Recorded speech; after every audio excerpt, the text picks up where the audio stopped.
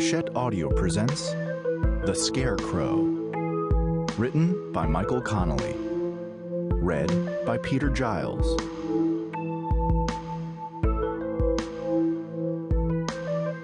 To James Crumley, for the last good kiss.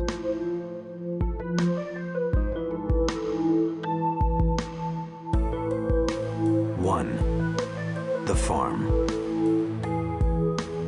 Carver paced in the control room, watching over the front 40. The towers were spread out before him in perfect, neat rows. They hummed quietly and efficiently, and even with all he knew, Carver had to marvel at what technology had wrought. So much in so little space.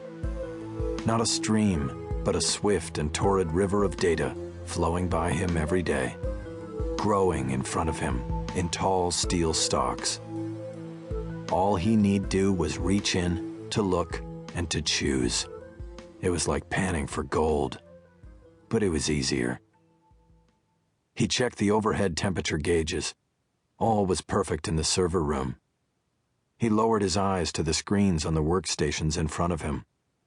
His 3 engineers worked in concert on the current project, an attempted breach thwarted by Carver's skill and readiness. Now, the reckoning. The would-be intruder could not penetrate the walls of the farmhouse, but he had left his fingerprints all over it. Carver smiled as he watched his men retrieve the breadcrumbs, tracing the IP address through the traffic nodes, a high-speed chase back to the source. Soon, Carver would know who his opponent was, what firm he was with, what he had been looking for, and the advantage he hoped to gain. And Carver would take a retaliatory action that would leave the hapless contender crumpled and destroyed. Carver showed no mercy. Ever. The man-trap alert buzzed from overhead. "Screens," Carver said. The 3 young men at the workstations typed commands in unison, which hid their work from the visitors. The control room door opened, and McGinnis stepped in with a man in a suit. Carver had never seen him before.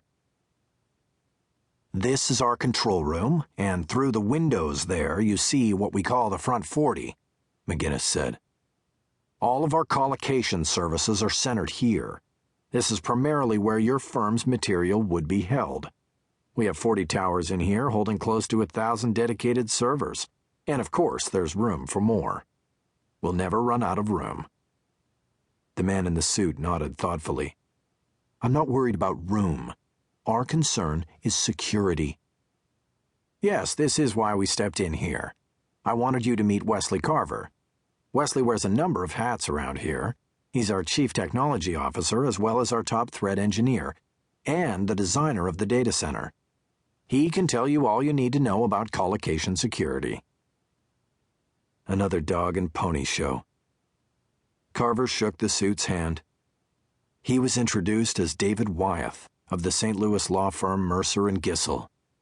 It sounded like crisp white shirts and tweed. Carver noticed that Wyeth had a barbecue stain on his tie. Whenever they came into town, McGinnis took them to eat at Rosie's Barbecue.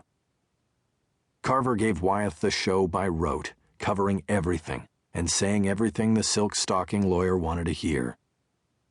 Wyeth was on a barbecue and due diligence mission. He would go back to St. Louis and report on how impressed he had been. He would tell them that this was the way to go if the firm wanted to keep up with changing technologies and times. And McGinnis would get another contract. All the while he spoke, Carver was thinking about the intruder they had been chasing. Out there somewhere, not expecting the comeuppance that was speeding toward him. Carver and his young disciples would loot his personal bank accounts, take his identity, and hide photos of men having sex with 8-year-old boys on his work computer. Then he would crash it with a